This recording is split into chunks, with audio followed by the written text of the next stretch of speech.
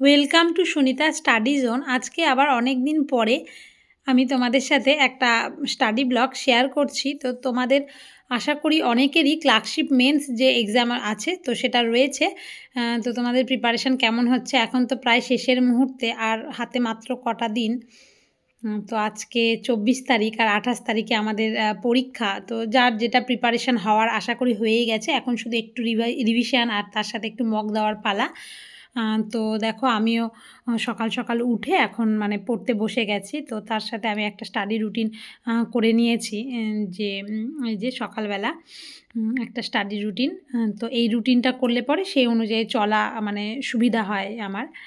তো এখন কয়েকদিন হলো আমি একটু মানে সকালবেলা একটু ভোরের দিকে ওঠার চেষ্টা করছি, ৪টা, ৪:৩০, ৫টার মধ্যে। জানি না কতদিন কন্টিনিউ করতে পারবো, তবে চেষ্টা করব।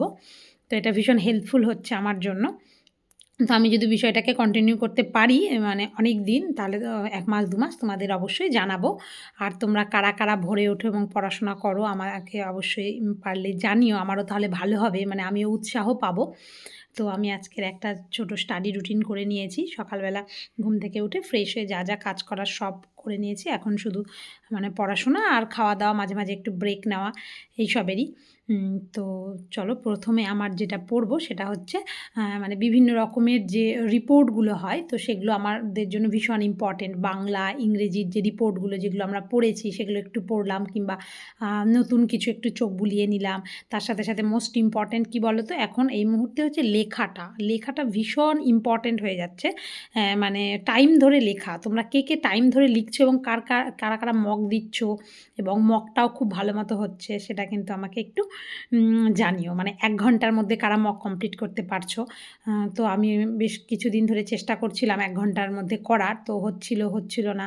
তো শেষ পর্যন্ত ফাইনালি আমি মানে সেটা করতে পেরেছি কালকে, একদম ১ ঘন্টার মধ্যেই ৩০ মিনিট করে। তো মনে হচ্ছে যে মক দেওয়ার পরে যে আমি এই বিষয়টার উপরে, এই টপিকটার উপরে আরও লিখতে পারি। কিন্তু কী বলো তো, মানে শুধুমাত্র ল্যাক অফ টাইমের জন্য না আমি ওইটাতে মনে হচ্ছে মা আরেকটু তো পারতাম, কিন্তু কেন দিলাম না, এরকম মনে হচ্ছে। কিন্তু টাইম তো শেষ, ক্লার্কশিপ পরীক্ষাটা কিন্তু তাই হবে, হ্যাঁ? তো এই দেখো আমি একটা মক দিয়েছিলাম কালকে, তো সেটা তোমাদের সাথে শেয়ার করছি। মানে এই যে একটা ওই ক্রমবর্ধমান ডিজিটাল প্রতারণা, সেটা নিয়ে স্যার লিখতে দিয়েছিল। তো সেটা সম্পর্কে আমি একটু জাস্ট নিজের মতো করে লিখছিলাম। তো আমি দেখছি যে এত তাড়াতাড়ি লিখতে গিয়ে হাতের লেখাটাও মানে আমার যেরকম হাতের লেখা সেরকম আমি করতে পারছি না। মানে কোনো রকমে স্যার বুঝতে পারলেই হলো, এরকম মনে হচ্ছে লিখতে গিয়ে। কারণ ১০ মিনিটের বেশি তো নেওয়া যাবে না, তার মধ্যে আবার ভাবতে হবে। মানে ৮-৯ মিনিটের মধ্যে শেষ করতে পারলে আরও ভালো হয়। তো এইখানে একটা টপিক যেটা হয় সেটা আমি কালকে লিখে নিয়েছিলাম। সেটা আমি তোমাদের সাথে শেয়ার করছি। আমি বেশ কিছুদিন ধরে ভাবছিলাম যে তোমাদের সাথে একটু কথা বলবো। তো কী নিয়ে বলবো, কীভাবে বলবো, মানে অনেক দিন ধরে তো মানে তোমাদের সাথে সেইভাবে আমার যোগাযোগ নেই। তো চ্যানেলে মাঝে মাঝে ম্যাথের ভিডিও আসে। তো তাই ভাবলাম যে আজকে একটা কালকে যে মকটা দিয়েছি সেটা তোমাদের সাথে একটু শেয়ার করি।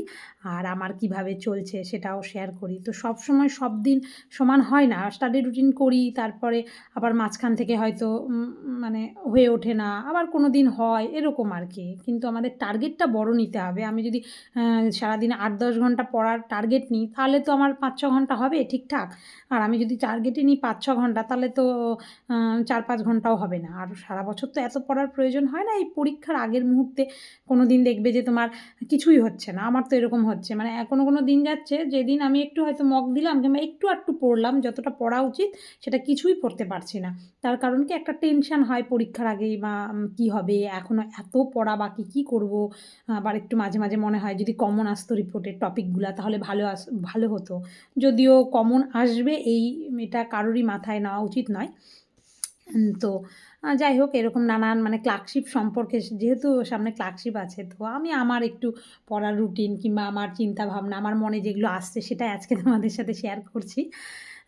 তো এই দেখো, তো যেটা তোমাদের সাথে বলছিলাম, তো প্রথমে তো একটা লিখে নিয়েছি, ওই যে ডিজিটাল প্রতারণা যেটা ক্রমবর্ধমান, ওইটা নিয়ে লিখতে দিয়েছে। দেখলাম এইটুকু লিখতেই ব্যাস আমার টাইম হয়ে গেল আর কি। তা যদিও আমি প্রথমে এই যে মকটা দিয়েছিলাম, তার প্রথমে আমি ইয়েটা লিখে নিয়েছিলাম, ওই যে ট্রান্সলেশনটা, এবং তার সাথে তোমার এই যে কী বলে জানি প্রেসিস যেটা থাকে সেটা, এই দুটো লিখে নিয়েছিলাম।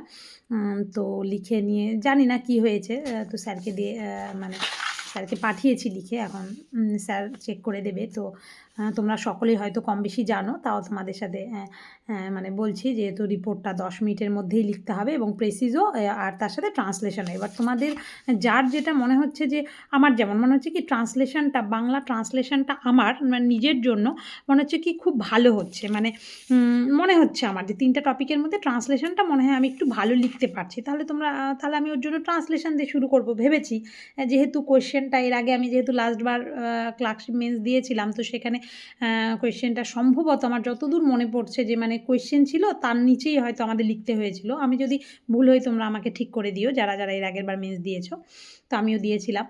তো কোয়েশ্চেনের নিচে ধরো আনসার যদি লিখতে হয়, মানে এবারও যদি সেরকম টাইপের থাকে, তো সেক্ষেত্রে কী হবে, মানে ধরো তোমার যেটা মনে হচ্ছে যে এই টপিকটা, রিপোর্টটা যদি মনে হয় যে না আমার জানার মধ্যে আসছে, তাহলে চট করে রিপোর্টটা লিখে নেব। আমি যেটা করব, যদি মনে হয় না রিপোর্টটা একটু ভাবতে হবে, তাহলে পরে লিখব। লিখে বাংলা দিয়ে শুরু করাটাই ভালো, আমাদের মাতৃভাষা। তো আমি বাংলার ক্ষেত্রে ধরো ট্রান্সলেশনটা আমার মনে হচ্ছে যেন একটু বেটার আমি লিখতে পারছি, তো ট্রান্সলেশনটা দিয়ে শুরু করলাম। যদি মনে হয় ওটা পড়ে যে না আমি লিখতে পারবো, মানে ও সবটাই নির্ভর করছে কোয়েশ্চেনের উপর, কোয়েশ্চেন কেমন আসছে, কোন টপিক কীরকম আসছে। যে আমার মনে হবে যেটাতে আমি বেস্ট দিতে পারবো, এবং সেটা বাংলা অবশ্যই, কারণ মাতৃভাষা বাংলা, তো সেটা লিখলেই আমাদের কনফিডেন্স আসবে।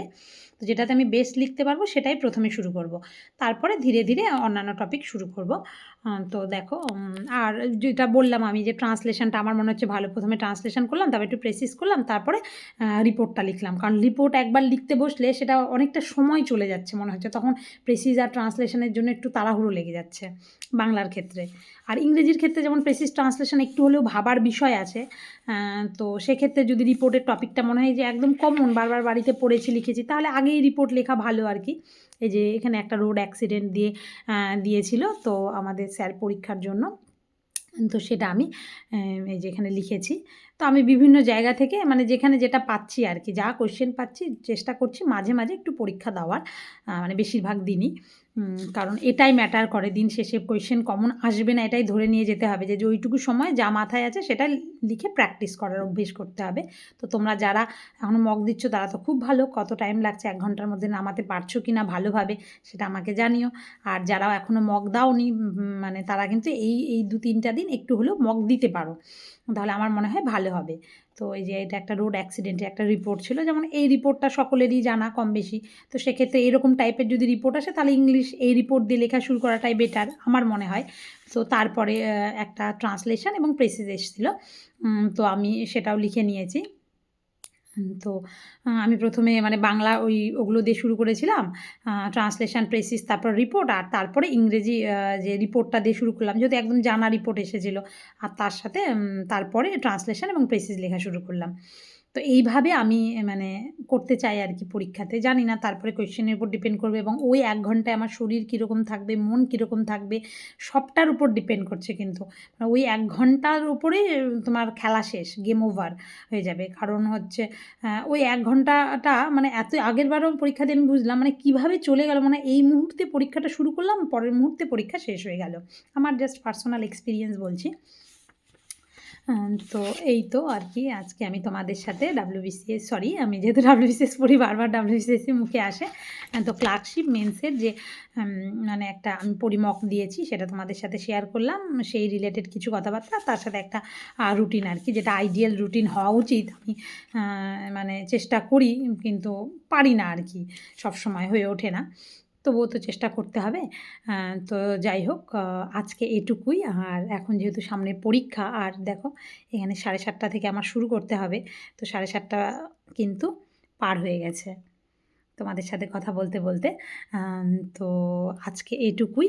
তো তোমাদের কেমন লাগলো সেটা জানিও, আর তোমাদের এই মুহূর্তে লাস্ট মোমেন্টে মনে কি চলছে, কিংবা কোনো যদি ডাউট কিংবা কোনো কোয়েশ্চেন থাকে তাহলে আমার সাথে শেয়ার করতে পারো। এরপরে এখন ক্লার্কশিপ পরীক্ষার আগে আর কোনো ভিডিও করব কিনা জানি না। আর আজকেও আমার করার কথা ছিল না। হঠাৎ করেই আর কি মনে হলো। তো যদি করি তাহলে তো দেখতেই পাবে তোমরা। আর যদি না করি তাহলে আবার ক্লার্কশিপ পরীক্ষাটা হয়ে গেলে, যেহেতু WBCS এরপরে প্রিলিমস রয়েছে, তো সেটার জন্য আমাদের প্রিপারেশন নিতে হবে। সেই রিলেটেডও আমি চেষ্টা করব করার। তো আজকের মতো এটুকুই। সকলকে ধন্যবাদ। আর সকলকে জানাই আগাম শুভেচ্ছা ক্লার্কশিপ মেন্স এক্সামের জন্য। তোমরা সকলে খুব ভালো মতো পরীক্ষা দিও।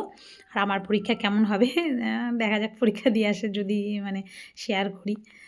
বলতে পারছি না এখনও। তো আজকের মতো এটুকুই।